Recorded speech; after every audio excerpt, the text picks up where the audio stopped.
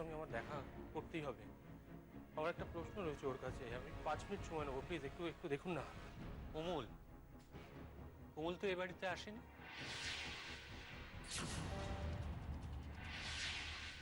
কোমল এখানে আসেনি? মানে আপনারা কোমলকে জামিনে ছাড়িয়ে আনেননি? তো ও আমাদের ফিরিয়ে দিয়েছে। ও বলেছে কাউকেই ওর আর কোনো প্রয়োজন নেই। মানে মানে এটা কি, কাউকে প্রয়োজন নেই? আমাকে ওর আর প্রয়োজন নেই, কারণ ও আমার সামনে দাঁড়াতে পারবে না, আমার সাহস নেই। তো আপনাদের, আচ্ছা আপনাদের কেন ফিরিয়ে দিয়েছে? আপনাদের উপর কিসের রাগ ওর? কিসের রাগ বলুন না। জানি না, জানি না বাবা, কিচ্ছু জানি না। মেয়েটা যে কি বলছে আমি কিচ্ছু বুঝতে পারি না। কিন্তু আমি এটা বুঝতে পারছি না যে আমরা আমরা ওর কাছে কিভাবে অপরাধী হয়ে রইল। ও তার মানে ও আপনাদের কাছেও কোনো ধাঁধা বলেছে? আপনাদের কাছেও? দাদা, হ্যাঁ হ্যাঁ, দাদাই বটে। এক সেকেন্ড, একটা কথা। আপনি হঠাৎ আপনাদেরও বললেন কেন? মানে ওকে আপনাকেও এমন কোনো ধাঁধা জিজ্ঞেস করেছে যেটার মানে আপনি বুঝতে পারেননি? করেছে তো। আমাকে আমাকে জিজ্ঞেস করেছে, আসলে আমি থানায় গিয়েছিলাম ওর সঙ্গে দেখা করতে। বলছে যে কারণে আমি আপনাকে বিয়ে করেছিলাম সেই কারণে চ্যালেঞ্জটা আমি নিইনি। এর মানে কি?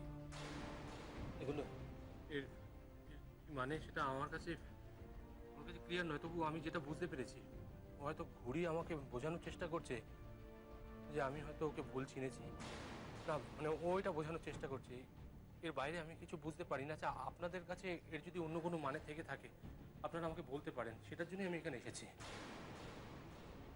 চিনতে পারেন? হ্যাঁ,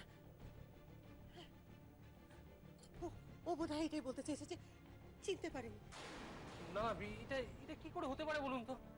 আমি আমার মানে আমি কোমলকে চিনতে পারবো না, এটা এটা হতে পারে নাকি কখনো? না না, এটাই তো দাদা দিদির সঙ্গেও এরকমই কিছু কোমল চেনা না চেনা নিয়ে কথা বলেছিল। এটাই হ্যাঁ, হ্যাঁ, ও ও বললো যে মা হয়ে তুমি নিজের সন্তানকে চিনতে পারলে না। আচ্ছা আচ্ছা আচ্ছা বাবা, তুমি বলো আমাকে, আমি আমাকে কোথায় চিনতে ভুল করলাম? না যেভাবে আমি প্রথমে মাকে চিনতে পারিনি সেভাবে তোমরাও মাকে চিনতে পারো। মানে